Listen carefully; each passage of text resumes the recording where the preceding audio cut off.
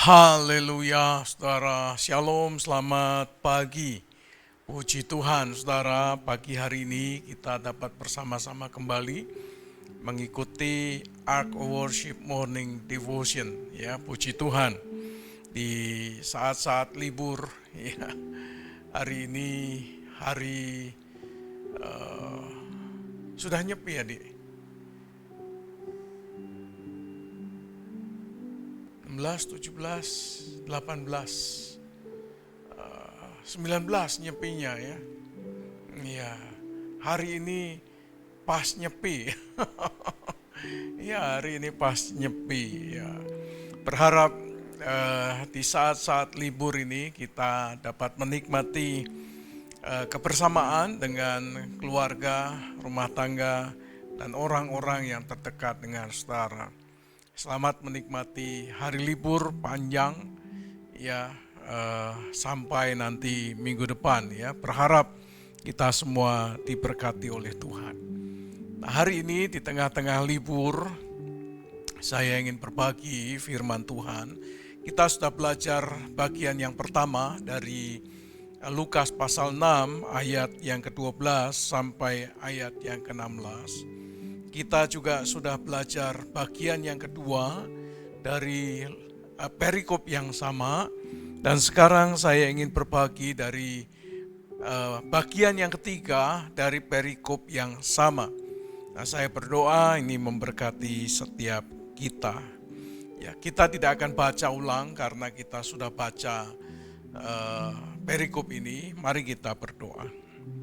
Bapa yang baik yang kami kenal, di dalam nama Tuhan Yesus Kristus, kami mengucap syukur Tuhan, terima kasih. Kami mengucap syukur untuk kasih karunia dan anugerah-Mu dalam kehidupan yang kami jalani sepanjang hari yang telah kami lalui, dan juga hari yang akan kami jalani sepanjang pagi hingga petang ini ke dalam tangan anugerah Tuhan. Kiranya sungguh melaluinya nama Tuhan dipermuliakan dalam kehidupan setiap kami. Terima kasih Bapa, berbicaralah kepada kami dan berkati kami. Di dalam nama Tuhan Yesus kami berdoa. Haleluya, amin, puji Tuhan. Saya hanya akan membaca ayat 14 sampai 16 saja. Ini akan menjadi bagian dari perenungan kita pada pagi hari ini. Simon yang diberinya nama Petrus, dan Andreas saudara Simon, Yakobus dan Yohanes, Filipus dan Bartolomeus yang dikenal sebagai Nathanael, Matius dan Thomas, Yakobus anak Alfeus dan Simon yang disebut orang Selot, Yudas anak Yakobus dan Yudas Iskariot yang kemudian menjadi pengkhianat. Ada dua Yudas dari murid Yesus. Yang satu adalah seorang yang dikenal sebagai pengkhianat, yaitu Yudas Iskariot. Jangan salah ya saudara ya. Nah saudara, kita akan belajar tentang bagaimana menuntaskan misi Allah dalam kehidupan kita. Alkitab mengatakan kepada kita bahwa Yesus menyebut 12 orang yang dipanggilnya ini sebagai murid. Tetapi selain disebut sebagai murid, 12 orang ini juga disebut sebagai rasul. Nah, kata rasul ini itu berarti orang yang diutus oleh Allah. Rasul berarti orang yang diutus oleh Allah. Dari sini kita mengerti bahwa 12 orang yang dipilih oleh Tuhan Yesus, yang digumuli terlebih dahulu sebelum memilih, dengan bersekutu dengan Bapaknya, dengan berdoa semalam-malaman itu, mereka adalah orang-orang yang tinggal bersama dengan Kristus, yang bukan hanya mengikut Yesus. Ketika Yesus memanggil mereka, Tuhan berkata, ikutlah aku. Tetapi Tuhan juga menambahkan pada pesan yang disampaikan, bukan hanya kata ikutlah aku, tetapi juga ikutlah aku akan menjadikan kamu penjala manusia.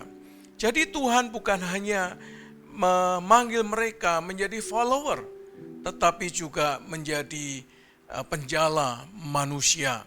Saudara, dalam perjalanan kita menjadi orang-orang yang mengikut Yesus, yang kemudian di Kisah Rasul dikatakan sebagai orang-orang Kristen, untuk pertama kalinya orang-orang yang mengikut Yesus itu disebut Kristen. Nah, kata Kristen itu berarti pengikut Kristus. Jadi identitas orang yang mengikut Kristus itu adalah orang Kristen, yaitu orang yang mengikut Kristus. Tetapi saudara, Tuhan tidak hanya memanggil kita untuk menjadi orang Kristen saja. KTP kita Kristen dan semua identitas yang melekat pada dokumen kita disebut sebagai Kristen. Tidak berhenti hanya sampai di sana, tetapi lebih lanjut juga Tuhan ingin supaya kita belajar dari Tuhan Yesus Kristus, belajar dari firman-Nya. Oleh karena itu 3,5 tahun murid-murid ini belajar dari Tuhan Yesus, melihat bagaimana Tuhan Yesus mengajar, melihat bagaimana Tuhan Yesus melakukan mujizat, mendoakan orang sakit, mengusir setan, dan membuat mereka melihat bagaimana kasih dan anugerah Tuhan dimanifestasikan dalam kehidupan mereka secara pribadi. Kasat mata, di depan mata mereka, Yesus melakukan mujizat. Tuhan tidak hanya memanggil mereka menjadi follower, tetapi Tuhan juga memanggil mereka untuk belajar dari Tuhan Yesus Kristus. Tetapi tidak cukup hanya untuk menjadi follower, dan juga tidak cukup untuk belajar dari Tuhan Yesus, atau tidak hanya berhenti sampai pada 2 hal itu, tetapi juga harus melanjutkan pada tahap yang berikutnya, yaitu apa? Melanjutkan misi Yesus bagi dunia, misi Kristus bagi dunia, saudara. Oleh karena itu, saya berdoa, saudara, dan saya tidak hanya menjadi orang-orang Kristen yang mengikut Yesus dan berhenti hanya menjadi orang Kristen yang memiliki kewajiban untuk beribadah, memiliki kewajiban untuk melayani, memiliki kewajiban untuk berfellowship, tetapi juga perlu memperdalam, menghidupi spiritualitas, kehidupan yang lebih dalam lagi di dalam Kristus. Kita perlu memiliki relasi dengan Bapa secara pribadi. Kita perlu memiliki relasi yang intim dengan Roh Kudus. Kita perlu memiliki relasi yang intim dengan firman Tuhan, supaya semakin lama kita semakin tenggelam di dalam kasih Kristus. Semakin lama kita semakin dewasa di dalam Kristus, karena kebenaran firman Tuhan akan semakin membentuk kita menjadi pribadi-pribadi yang semakin kuat di dalam Tuhan. Saya berdoa kiranya kita tidak hanya berhenti sampai di sana, tetapi juga lebih lanjut kita harus keluar dari 4 dinding gereja kita ini. Kita harus keluar dari 4 tembok ini yang membatasi ruang kita untuk tinggal di dalam gereja baik. Tetapi Tuhan menginginkan kita keluar untuk melanjutkan misi Kristus melalui kehidupan kita secara pribadi. Jadi saudara dan saya tidak hanya dipanggil untuk mengikut Kristus, tidak hanya dipanggil untuk menjadi orang Kristen, tapi lebih jauh daripada itu juga kita dipanggil untuk belajar, tenggelam bersama dengan firman, di dalam firman, dan firman tinggal di dalam kehidupan kita. Tetapi tidak berhenti hanya memenuhi pikiran kita, memenuhi hati kita, memenuhi hidup kita dengan apa yang kita pelajari, tetapi juga kita dipanggil untuk melanjutkan misi Kristus di dalam dunia. Saudara, dari 12 orang ini akhirnya Injil tersebar ke seluruh dunia. Dari 12 rasul yang berbeda-beda latar belakangnya ini, Injil sampai ke ujung-ujung bumi. Saudara, ada orang Selot, Simon orang Selot, seorang nasionalis, saudara, yang menginginkan kemerdekaan, bangsanya bebas dari penjajahan Roma. Orang ini juga dipakai oleh Tuhan bagi kemuliaan Tuhan. Ada Matius pemungut cukai, bekerja untuk tentara Roma, kerajaan Roma, yang kemudian dipanggil oleh Tuhan untuk menjadi rasul, dan dia keluar untuk memberitakan Injil. Dia menulis Injil, yaitu Injil Matius. Dan juga ada di antara mereka para nelayan-nelayan yang sederhana. Mereka adalah orang-orang yang berbeda-beda, tetapi mereka punya mandat yang sama, yaitu untuk menuntaskan misi Allah melalui kehidupan mereka. Demikian juga kita dipanggil oleh Allah untuk menuntaskan misi Allah bagi dunia ini. Tidak peduli apapun latar belakang saudara, status sosial saudara. Tidak peduli saudara adalah orang kaya, orang miskin. Tidak peduli saudara berpendidikan tinggi atau berpendidikan yang terbatas. Tidak peduli saudara dari suku mana, dari bangsa mana, berwarna kulit apa, berbahasa apa. Tidak peduli saudara. Tuhan memanggil saudara dan saya dengan segala macam background latar belakang hidup saudara. Tuhan memanggil saudara untuk menuntaskan misi Kristus melalui kehidupan saudara dan saya. Bisa dimulai dari rumah, bisa dimulai dari tempat kerja, bisa dimulai dari marketplace, di tempat di mana Tuhan tempatkan kita. Di sanalah misi Kristus bisa dimulai, saudara. Saudara, Kristus memanggil kita dari berbagai macam latar belakang menjadi satu tim untuk misi Allah. Saudara, jangan hanya karena perbedaan suku, saudara tidak dapat menyelesaikan misi Allah. Menghalangi, menghambat, saudara menyelesaikan, menuntaskan misi Allah. Hanya jangan gara-gara perbedaan latar belakang, perbedaan status sosial, saudara tidak bisa menjadi satu tim untuk menuntaskan misi Allah melalui gereja kita. Jangan hanya gara-gara hal-hal remeh-temeh menghalangi kita untuk menjadi satu tim menyelesaikan misi Allah dalam kehidupan saudara dan saya. Saudara, Tuhan memanggil kita bukan untuk menjadi penonton, saudara.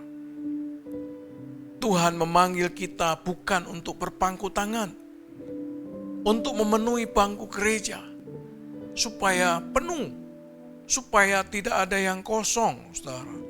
Tuhan tidak memanggil kita untuk menjadi penonton di gereja, hanya memenuhi bangku gereja dan tidak melakukan apa-apa. Tetapi Tuhan memanggil saudara dan saya untuk menjadi bagian dari misinya, menyelesaikan, menuntaskan misinya, supaya Injil sampai kepada ujung-ujung bumi, sehingga tiba kesudahannya. Karena firman Tuhan jelas berkata, sebelum tiba Injil sampai ke ujung-ujung bumi, belum tiba kesudahannya. Saudara, oleh karena itu mari saudara terlibat dalam misi Allah. Saudara terlibat dalam panggilan Allah. Saudara terlibat menjadi tim misi. Nanti di bulan Mei kita akan mengunjungi Kayuri dengan tim misinya. Sampai hari ini kita masih doakan supaya dari kita lahir misionaris-misionaris lokal, misionaris-misionaris domestik di gereja lokal kita ini, yang hatinya tergerak untuk mengambil bagian dalam pekerjaan misi. Kita berkunjung beberapa kali di Kayuri, tapi kita rindu terjadi lawatan Tuhan di Kayuri, sehingga terjadi pertumbuhan yang signifikan di Kayuri. Saudara, Tuhan tidak hanya berdoa ketika memilih para rasulnya, tetapi dia juga menaruhkan kepada mereka supaya mereka menjadi murid-murid, menjadi rasul-rasul yang kuat, sebagai pribadi-pribadi yang tangguh dan militan, supaya siap siaga, siap bersedia untuk menjadi utusan misi bagi kerajaan Allah. Menjadi satu tim misi melalui Ark of Worship, saudara, melalui gereja yang kita cintai, gereja yang kita sayangi, supaya dengan misi gereja kita bertumbuh, supaya dengan misi melaksanakan misi Allah kita mengalami lawatan Tuhan. Karena tanpa misi maka gereja tidak akan pernah bertumbuh. Tanpa misi kita sedang merencanakan kematian rohani bagi gereja kita. Oleh karena itu saya berdoa supaya saudara dan saya menjadi orang-orang yang bersedia untuk dipilih dan kemudian diutus mengerjakan misi Allah melalui kehidupan kita secara pribadi dan melalui gereja di mana kita berada saat ini. Amin. Amin. Puji Tuhan, saudara. Saya berdoa kiranya kita sungguh-sungguh menikmati kasih karunia Tuhan dalam kehidupan setiap kita, saudara. Murid yang sejati itu bukan hanya belajar dan mengikut Kristus, tetapi murid yang sejati itu mengikut Kristus, belajar, tetapi juga hidup untuk misi Kristus di dalam kehidupannya. Amin. Sehingga kita bisa berkata seperti Yesaya berkata, Tuhan ini aku, pakailah aku. Tuhan ini aku, pakailah aku. Sepanjang umur kita bersedia untuk dipakai bagi kemuliaan Tuhan. Amin. Amin. Mari kita berdoa. Bapa, terima kasih, kami mengucap syukur. Terima kasih untuk berkat rahmat dan anugerah-Mu dalam kehidupan kami. Terima kasih kami bukan hanya menjadi orang yang dipanggil, menjadi follower, menjadi pengikut Kristus. Bukan hanya dipanggil untuk belajar, tenggelam, tinggal dalam firman, tetapi juga adalah pribadi-pribadi yang dipanggil oleh Tuhan untuk menerima panggilan dan pengutusan, untuk terlibat dalam misi Allah melalui gereja yang dimana kami ditanam di dalamnya. Terima kasih Bapa, kami mengucap syukur. Terpujilah nama-Mu kekal selama-lamanya. Bangkitkan di antara kami orang-orang yang punya kerinduan dan punya hati misi bagi kemuliaan Tuhan. Terima kasih Bapa, kami menyerahkan semua aktivitas kami sepanjang hari ini supaya melaluinya nama-Mu dipermuliakan. Terpujilah nama-Mu kekal selama-lamanya. Kiranya semua boleh jadi untuk kemuliaan nama-Mu. Di dalam nama Tuhan Yesus Kristus. Tuhan memberkati engkau dan melindungi engkau. Tuhan menyinari engkau dengan wajah-Nya dan memberi engkau kasih karunia. Tuhan menghadapkan wajah-Nya kepadamu dan memberi engkau damai sejahtera. Di dalam nama Allah Bapa, Allah Putra, Allah Roh Kudus, di dalam nama Tuhan Yesus Kristus. Haleluya. Amin. Puji Tuhan, saudara. Selamat menikmati hari libur. Selamat menikmati sukacita, kegembiraan, kebahagiaan bersama dengan keluarga saudara sekalian. Selamat berlibur. You are blessed.